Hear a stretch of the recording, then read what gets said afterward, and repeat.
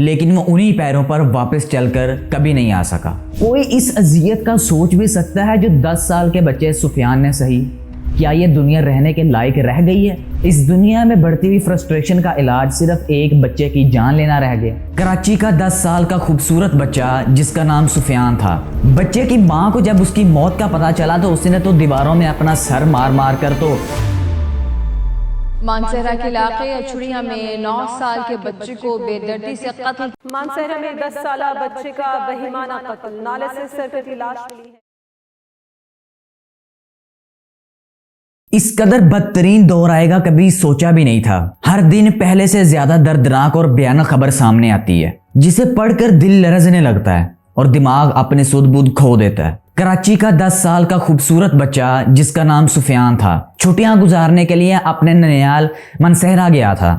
2 دن ابھی ہوئے تھے اسے اپنے گاؤں گئے ہوئے کہ چل کر اپنے پیروں پر باہر تو گیا کھیلنے کے لیے کسی پڑوسی کے کہنے پر، لیکن وہ انہی پیروں پر واپس چل کر کبھی نہیں آ سکا۔ ویسے تو کئی واقعات میں نے اور آپ نے سنے کہ ایک بچے کے ساتھ زیادتی ہوئی اور اس کے بعد قتل ہو گیا، لیکن یہ واقعہ ایسا واقعہ تھا جو قیامت کی دیواروں تک یاد رکھا جائے گا۔ گمشدگی کے 24 گھنٹے بعد سفیان کی لاش ملتی ہے برساتی نالے میں سے، جس کا آدھا سینہ چیرا ہوا ہے اور آدھا سینہ سلا ہوا ہے۔ اور یہ جملہ آپ کو کبھی نہیں بھولے گا، اس کا سر کٹا ہوا تھا، مطلب اس کا سر دھڑ سے غائب تھا۔ بچے کی ماں کو جب اس کی موت کا پتہ چلا تو اس نے تو دیواروں میں اپنا سر مار مار کر تو اپنا سر لہو لہان کر لیا تھا، لیکن جب اس کی موت کا باپ کو پتہ چلا تو باپ مانسہرہ اس کا جنازہ ادا کرنے کے لیے پہنچا۔ پولیس نے اور باقی لوگوں نے بہت زیادہ زور لگایا کہ سر کے بغیر ہی لاش کو دفنا دیتے ہیں، جنازہ ادا کر لیتے ہیں، لیکن اس بچے کے والدین اس ضد پر قائم رہے کہ جب تک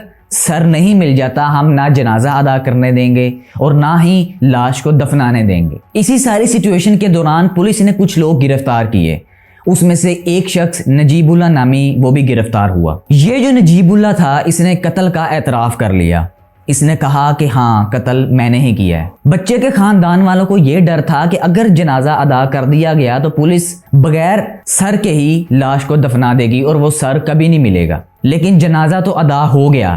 بعد میں ہوا یہ کہ 1 گھنٹے بعد دفنانے سے پہلے سر کہاں سے ملا؟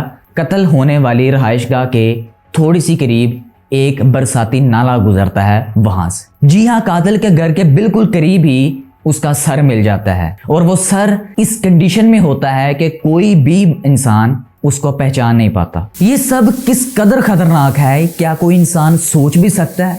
کیا کوئی انسان تصور بھی کر سکتا ہے؟ کیسے ایک انسان اس قدر بربریت تک پہنچ جاتا ہے کہ ایک انسان کے ساتھ زیادتی کرتا ہے، بعد میں اسے قتل کرتا ہے اور اس کے بعد اس کا سر دھڑ سے الگ کرتا ہے، اس کا سینہ چیرتا ہے اور سینہ چیرنے کے بعد اس کا آدھا سینہ سوئی کے ساتھ سلائی بھی کرتا ہے، اس کے جسم سے آرگنز نکالتا بھی ہے، بعد میں اس کے جسم کو سیتا بھی ہے۔ کوئی اس اذیت کا سوچ بھی سکتا ہے جو 10 سال کے بچے سفیان نے سہی؟